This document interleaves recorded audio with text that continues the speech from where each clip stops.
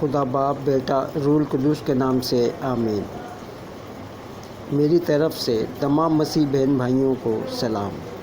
پیدائش کی کتاب، پیدائش اس کا 9 باب، نوح کے ساتھ خدا کا عہد، 9 باب اس کی پہلی آیت۔ اور خدا نے نوح اور اس کے بیٹوں کو برکت دی اور ان کو کہا کہ بارور ہو اور بڑھو اور زمین کو معمور کرو، اور زمین کے کل جانداروں اور ہوا کے کل پرندوں پر تمہاری دہشت اور تمہارا رعب ہوگا۔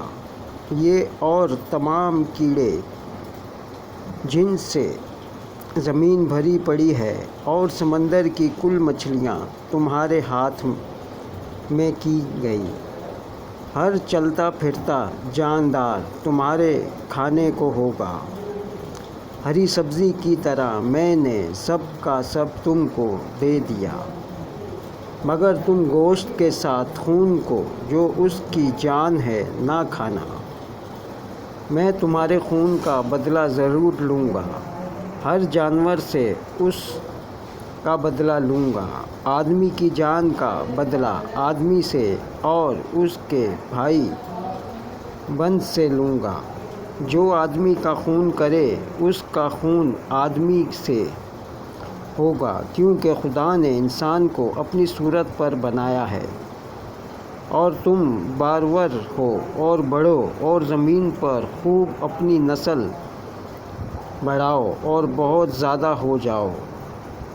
اور خدا نے نوح اور اس کے بیٹوں سے کہا، دیکھو میں خود تم سے اور تمہارے بعد تمہاری نسل سے اور سب جانداروں سے جو تمہارے ساتھ ہیں، کیا پرندے، کیا چوپائے، کیا زمین کے جانور، یعنی زمین کے ان سب جانوروں کے بارے میں جو کشتی سے اترے عہد کرتا ہوں۔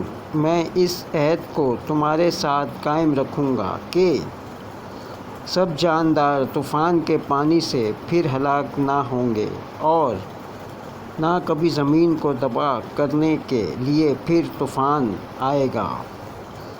اور خدا نے کہا کہ جو عہد میں اپنے اور تمہارے درمیان اور سب جانداروں کے درمیان جو تمہارے ساتھ ہے پشت در پشت ہمیشہ کے لیے کرتا ہوں، اس کا نشان یہ ہے کہ میں اپنی کمان کو بادل میں رکھتا ہوں۔ وہ میرے اور زمین کے درمیان عہد کا نشان ہوگی، اور ایسا ہوگا کہ جب میں زمین پر بادل لاؤں گا تو میری کمان بادل میں دکھائی دے گی، اور میں اپنے عہد کو جو میرے اور تمہاری اور ہر طرح کے جاندار کے درمیان ہے یاد کروں گا۔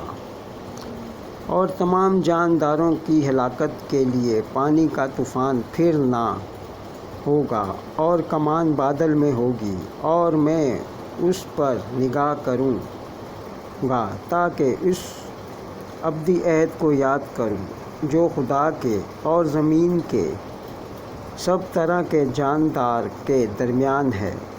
پس خدا نے نوح سے کہا کہ یہ اس عہد کا نشان ہے جو میں اپنے اور زمین کے کل جانداروں کے درمیان قائم کرتا ہوں۔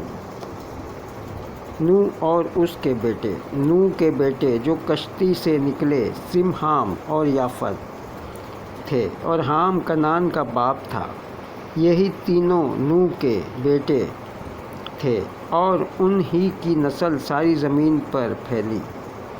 اور نوح کاشتکاری کرنے لگا، اور اس نے ایک انگور کا باغ لگایا، اور اس نے اس کی مے پی، اور اسے نشہ آیا، اور وہ اپنے ڈیرے میں برہنہ ہو گیا۔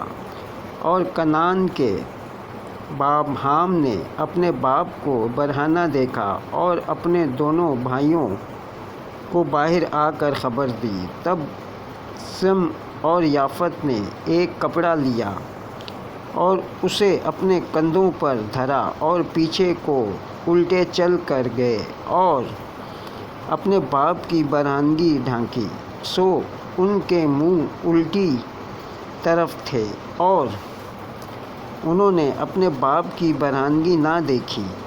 جب نوح اپنی مے کے نشے سے ہوش میں آیا تو جو اس کے چھوٹے بیٹے نے اس کے ساتھ کیا تھا اسے معلوم ہوا، اور اس نے کہا کہ کنعان ملعون ہو، وہ اپنے بھائیوں کے غلاموں کا غلام ہوگا۔ پھر کہا، خداوند سم کا خدا مبارک ہو اور کنعان سم کا غلام ہو، خدا یافت کو پھیلائے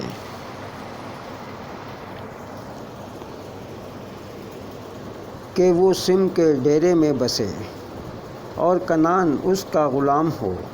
اور طوفان کے بعد نوح 350 برس اور جیتا رہا، اور نوح کی کل عمر 950 برس کی ہوئی، تب اس نے وفات پائی۔ نوح خداوند کے پاک کلام کے پڑھے اور سنے جانے پر خداوند کی برکت ہو، خداوند کا شکر ہو۔ اے ہمارے باپ، تو جو آسمان پر ہے، تیرا نام پاک مانا جائے، تیری بادشاہت آئے، تیری مرضی جیسے آسمان پر پوری ہوتی ہے زمین پر بھی ہو۔